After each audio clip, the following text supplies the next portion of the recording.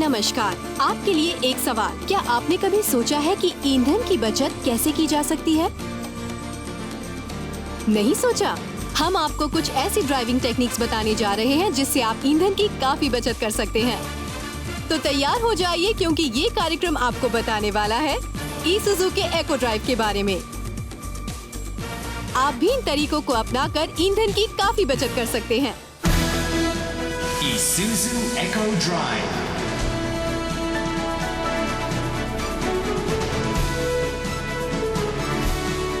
आप इन एको drive tips को अपनाकर ईंधन पर काफी पैसे बचा सकते हैं। हम आपको इस वीडियो के जरिए कुछ ऐसे तरीके बता रहे हैं जिनसे आप सीख सकते हैं कि वाहन चलाने के अलग अलग हालात में वाहन कैसे चलाना चाहिए। इससे आप न सिर्फ कहीं आने जाने पर पैसों की बचत कर सकते हैं बल्कि अपने पर्यावरण को साफ सुथरा रखने में भी सहयोग दे सकते हैं।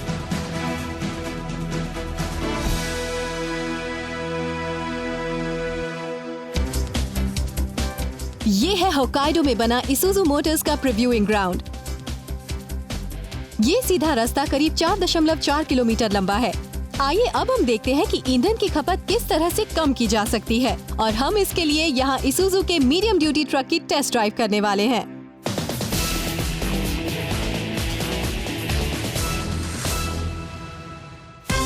जब हम वाहन को तेज रफ्तार से चलाते हैं तब वाहन के इस्तेमाल और ईंधन की खपत के बीच क्या रिश्ता होता है? अगर एक वाहन 90 किलोमीटर प्रति घंटा की रफ्तार से चल रहा हो तो उसे सामने से 25 मीटर प्रति सेकंड की रफ्तार से बह रही हवा का सामना करना पड़ता है।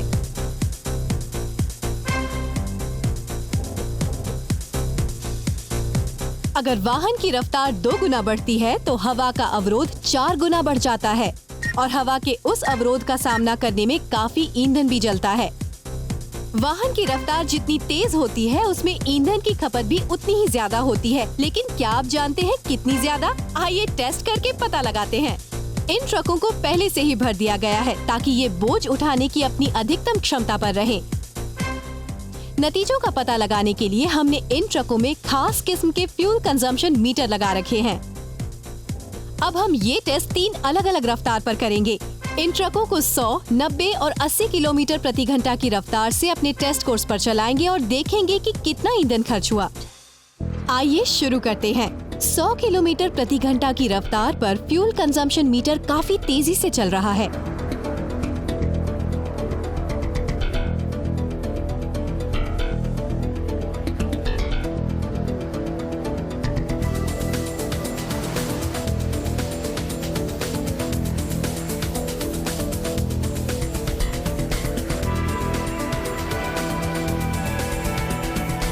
इसमें 854 सीसी ईंधन की खपत हुई है।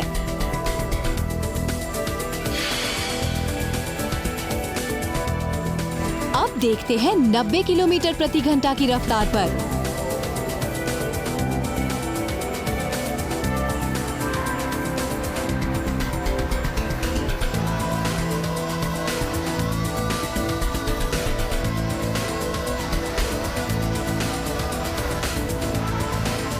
इस बार तो 100 किलोमीटर प्रति घंटा की रफ्तार की तुलना में ईंधन काफी कम खर्च हुआ है।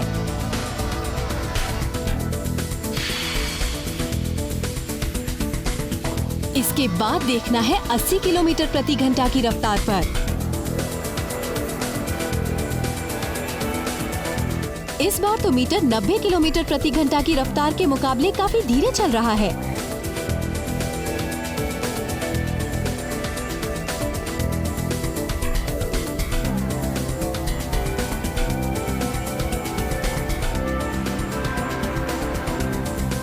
और 80 किलोमीटर प्रति घंटा की रफ्तार में तो ईंधन और भी कम खर्च हुआ है।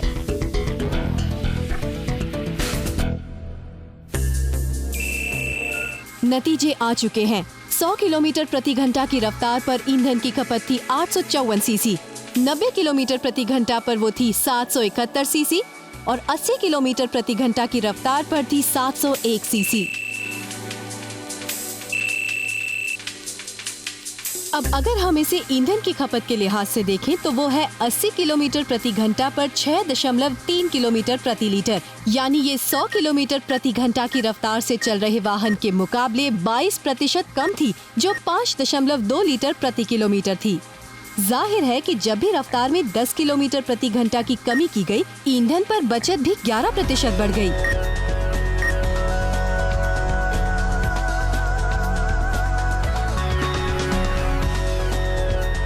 आइए देखते हैं कि आम सड़कों पर इस बचत से कितना फर्क पड़ सकता है। चलिए देखें कि हम टोक्यो से 100 किलोमीटर ईंधन लेकर कितनी दूर जा सकते हैं। 100 किलोमीटर प्रति घंटा की रफ्तार पर 100 लीटर ईंधन में हम 515 किलोमीटर दूर पहुंच सकते हैं और क्योटो के बाद उसमें ईंधन नहीं बचेगा। 90 किलोमीटर प्रति घंटा की रफ्तार पर हम 571 किलोमीटर दूर कोबे तक पहुंच सकते हैं। 80 किलोमीटर प्रति घंटा की रफ्तार से वही वाहन 628 किलोमीटर दूर ओकायामा से थोड़ा पहले तक पहुंच जाएगा।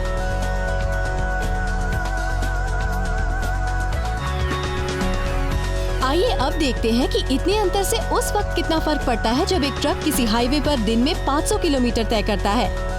मान लें कि डीजल की कीमत 62 रुपए प्रति लीटर है, तो एक ट्रक को 80 किलोमीटर की रफ्तार के बजाय 100 किलोमीटर की रफ्तार से चलने पर 1054 रुपए ज्यादा खर्च करने पड़ेंगे।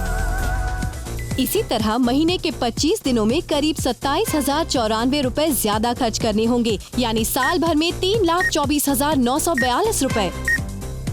इतना खर्च सिर्फ एक वाहन पर, तो सोचिए अगर ज्यादा वाहन हुए तो। आम सोच तो यही है कि वाहन जितना तेज चलेगा वो अपनी मंजिल पर भी उतनी ही जल्दी पहुंचेगा। लेकिन सच तो ये है कि आज जिस तरह का ट्रैफिक है उसमें तेज या धीमी रफ्तार से कोई फर्क नहीं पड़ता। अगर इसे इको ड्राइव के लिहाज से देखें तो ये बात बड़ी अहम है कि हाईवे पर भी वाहन की रफ्तार कम रखनी चाहिए।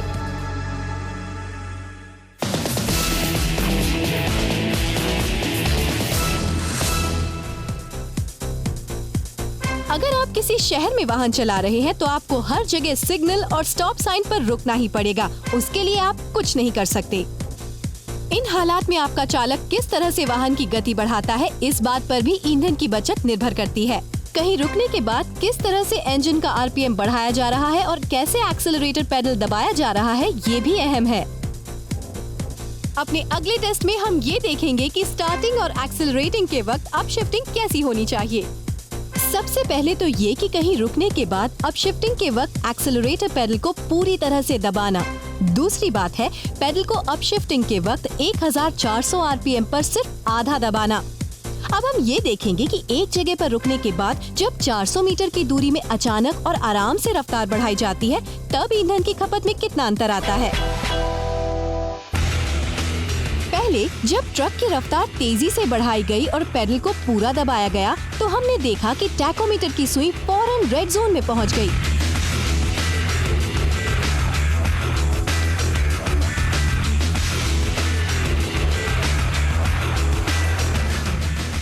ऐसा करते वक्त 400 मीटर की दूरी तय करने में 145 सीसी ईंधन जला।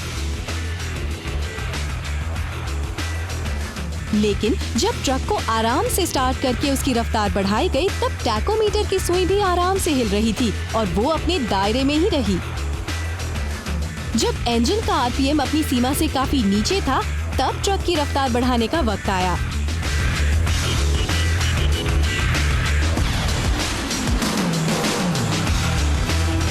ये देखिए, इस बार सिर्फ 116 सीसी ईंधन ही जला है। जब भी वाहन को अचानक स्टार्ट करके उसकी रफ्तार बढ़ाई जाती है तब ईंधन की खपत भी करीब 29 सीसी बढ़ जाती है। तो अब आप भी समझ गए होंगे ना कि जब हम अचानक ही अपने वाहन को स्टार्ट करके उसकी रफ्तार बढ़ाते हैं और जब हम वही काम आराम से करते हैं तो अपशिफ्टिंग के वक्त ईंधन की खपत में काफी फर्क आता है। जब हमने यही टेस्ट इन दोनों के बीच की स्थिति में किया तो उसके जो नतीजे मिले वो आप इस ग्राफ में देख सकते हैं। अगर हम ये मान लें कि शहर में चल रहा एक ट्रक दिन भर में 100 बार चलता और रुकता है तो एक दिन में करीब 2.9 लीटर ईंधन बेकार जाता है, यानी महीने के 25 दिनों में करीब 72.5 लीटर ईंधन, यानी साल भर में 870 लीटर ईंधन बेवजह जल जाता है। और अगर हम इसे पैसों के लिहाज से देखें तो 54,000 रुपए का फिजूल खर्च। अचानक रफ्तार बढ़ाकर आप ज्यादा से ज्यादा 3 या 4 सेकंड बचा लेंगे। इसलिए अक्लमंदी इसी में है कि आप हल्के पैरों से पैडल दबाएं और अप शिफ्टिंग करें, न कि अचानक ही एक झटके से आगे बढ़ जाएं। अगर आपके टैकोमीटर की सुई ग्रीन जोन में रहती है तो आप भी हरे हरे नोट बचा सकते हैं।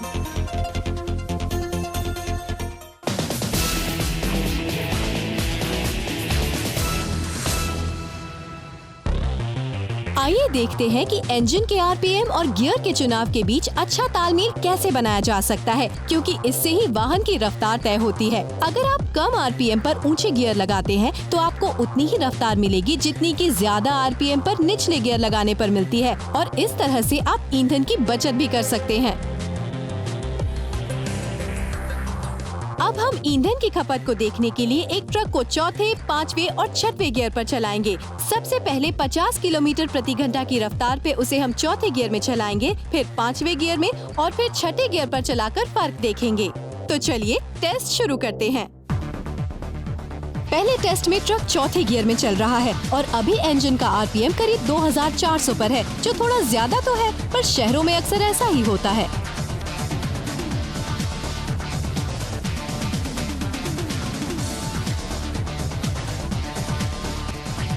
चौथे गियर में ट्रक चलाने पर 161 सीसी ईंधन जला। अब ये ट्रक पांचवे गियर में चल रहा है और अभी इंजन का आरपीएम है 1570।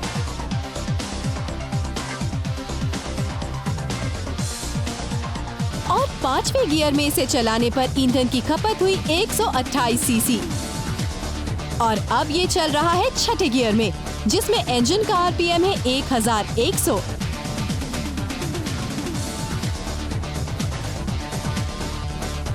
और इसमें सिर्फ 113 सीसी ईंधन ही जला।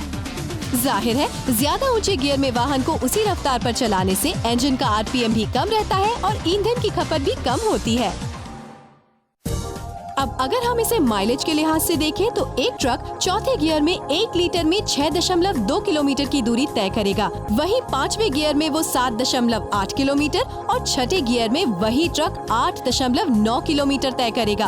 और इस तरह से ईंधन की बचत भी 26% और 17% होती है। ऊंचे गियर खास तौर पर सिर्फ हाईवे पर ही वाहन चलाने के लिए नहीं बने होते, बल्कि उनका इस्तेमाल ज्यादा से ज्यादा इसलिए भी करना चाहिए ताकि आपका पर्यावरण साफ सुथरा रहे।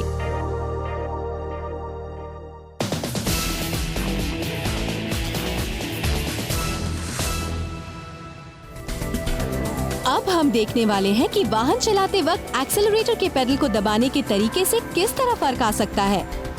ये ट्रक अभी 2 अलग अलग तरीकों से 4.5 किलोमीटर की दूरी तय करने वाला है और पहले ये चलेगा 80 किलोमीटर प्रति घंटा की निश्चित रफ्तार से। इसके बाद चालक उसके एक्सेलरेटर पेडल को दबाएगा और छोड़ेगा ताकि उसकी रफ्तार 75 से 80 किलोमीटर प्रति घंटा के बीच ही रहे। और ये सब करने के दौरान ट्रक की औसत रफ्तार 80 किलोमीटर प्रति घंटा पर बनी रहेगी। तो आइए देखते हैं इससे ईंधन की बचत में कितना फर्क आता है। निश्चित रफ्तार से ट्रक चलाते वक्त काउंटर भी एक नियमित गति से बढ़ रहा है और इससे ईंधन की खपत भी एक सी बनी रहती है। जबकि रफ्तार बढ़ाने और घटाने पर ईंधन उस वक्त तो नहीं जलता जब पेडल से पैर हटा लिया जाता है, लेकिन जैसे ही उसे ज्यादा तेजी से दबाया जाता है ईंधन भी बड़ी तेजी से जलने लगता है।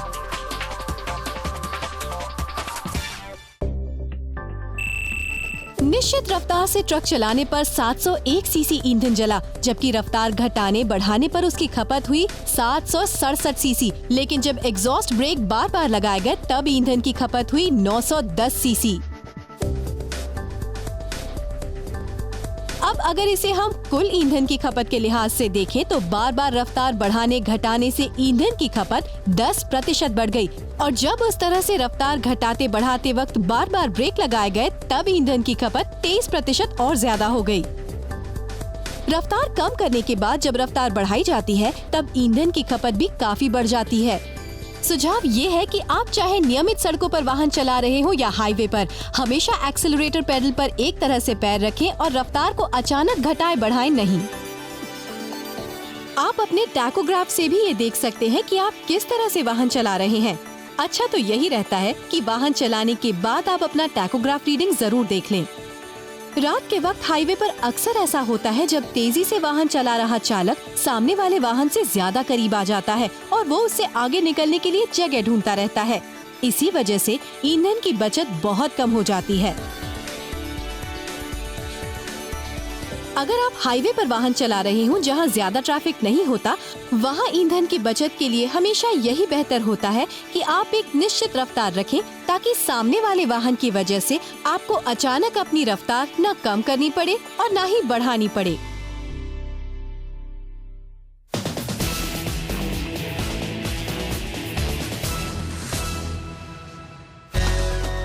चालक किस तरह से अपने वाहन की रफ्तार कम करता है, इससे भी ईंधन की खपत पर काफी असर पड़ता है। आप भी देख सकते हैं कि जब उसने अपने डीजल इंजन की रफ्तार कम करने के लिए पैडल से अपना पैर हटाया, तब फ्यूल इंजेक्शन भी रुक गया, यानी अभी ईंधन का बिल्कुल इस्तेमाल नहीं हो रहा है।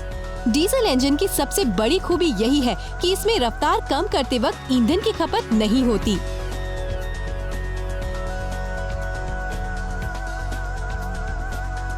हमारे इस टेस्ट में 60 किलोमीटर प्रति घंटा की रफ्तार से चल रहा ट्रक 300 मीटर पहले रुकने की कोशिश करता है। पहले टेस्ट में चालक तेजी से चला जा रहा है और वो मंजिल से 100 मीटर पहले अचानक ही ब्रेक लगाता है। दूसरे टेस्ट में चालक 200 मीटर पहले रुकने की कोशिश करता है, लेकिन वो एग्जॉस्ट ब्रेक का इस्तेमाल नहीं करता। और तीसरे टेस्ट में चालक मंजिल से 300 मीटर पहले ही एक्सेलरेटर से पैर हटा लेता है और सिर्फ इंजन ब्रेक की मदद से ट्रक को रोकता है। अब देखना ये है कि ईंधन की खपत पर तब क्या फर्क पड़ता है जब चालक एक्सेलरेटर पेडल से पैर हटा लेता है। तो चलिए देखते हैं। चालक अपनी मंजिल से 100 मीटर दूर था, तभी उसने फुट ब्रेक के साथ साथ एग्जॉस्ट ब्रेक भी लगाना शुरू किया।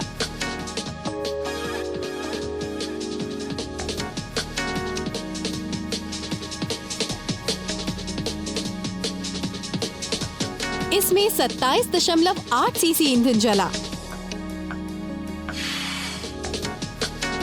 दूसरे टेस्ट में चालक ने मंजिल से 200 मीटर पहले ट्रक को रोकना शुरू किया।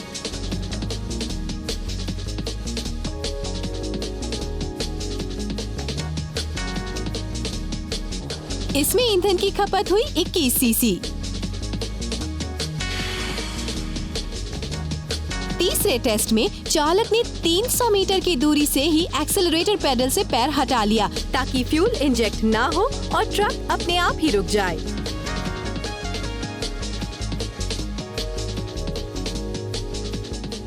और इससे सिर्फ 0.9 सीसी ईंधन की ही खपत हुई, यानी अगर ट्रक के रुकने के ठीक पहले क्लच पेडल दबा दिया जाए तो ईंधन की खपत और कम हो जाती है। तो हमने देखा कि 300 मीटर की ही दूरी में अलग अलग तरीके से ट्रक रोकने पर ईंधन की खपत में कितना फर्क आता है।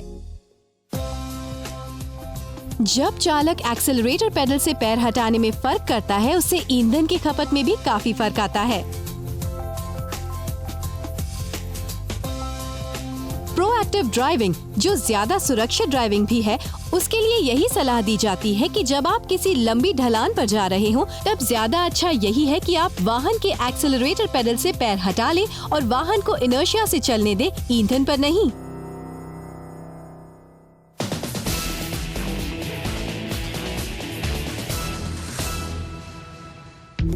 इको ड्राइविंग का राज इसी में छुपा है कि आप अपना वाहन कैसे चला रहे हैं। और आप ये भी याद रखें कि ज्यादा आइडलिंग से ईंधन की बचत पर असर पड़ सकता है। चलिए देखते हैं कि 1 मिनट तक आइडलिंग करने में कितना ईंधन खर्च होता है। और इस दौरान हम देखेंगे कि इंजन का रेवोल्यूशन 600 आरपीएम पर होगा और एयर कंडीशनर चालू रहेगा।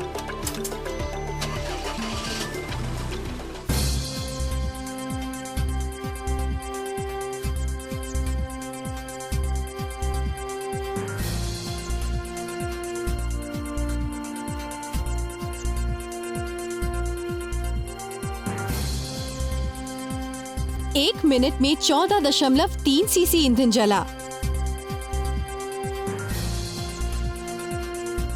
इसका मतलब ये हुआ कि 1 घंटे में ईंधन की खपत हुई 858 सीसी या करीब करीब 1 लीटर। अगर एक चालक आइडलिंग करते हुए एक दिन में 3 घंटे आराम करता है तो वो करीब 2.6 लीटर ईंधन खर्च कर देता है, यानी 1 महीने में 64.4 लीटर और 1 साल में 772.2 लीटर। अगर रुपए की बात करें तो आपका करीब 50,000 रुपए का नुकसान हो जाता है। आपके चालक को इस बात की आदत डाल लेनी चाहिए कि जब जरूरत ना हो तब वो इंजन बंद कर दे और अपने वाहन से बाहर निकलते वक्त भी इंजन बंद करना ना भूले। आइए एक बार फिर से उन टिप्स को देख लें जिनके बारे में हमने अभी तक आपको बताया है। रफ्तार कम रखें। कहीं रुकने के बाद अचानक नहीं बल्कि आराम से रफ्तार बढ़ाएं और इंजन का आरपीएम भी कम रखें। वाहन चलाते वक्त ज्यादा से ज्यादा ऊंचे गियरों का इस्तेमाल करें। एक्सेलरेटर पेडल पर ज्यादा दबाव ना डालें और एक निश्चित रफ्तार पर वाहन चलाएं। रफ्तार कम करते वक्त ज्यादा से ज्यादा इंजन ब्रेक का इस्तेमाल करें और ईंधन की बचत करें। जब वाहन नहीं चला रहे हो तब कम से कम आइडलिंग करें और जब भी जरूरत ना हो तो इंजन बंद करना ना भूलें। अगर आप इन 6 बातों का ध्यान रखेंगे तो काफी लंबे समय तक ईंधन पर बचत करते रहेंगे।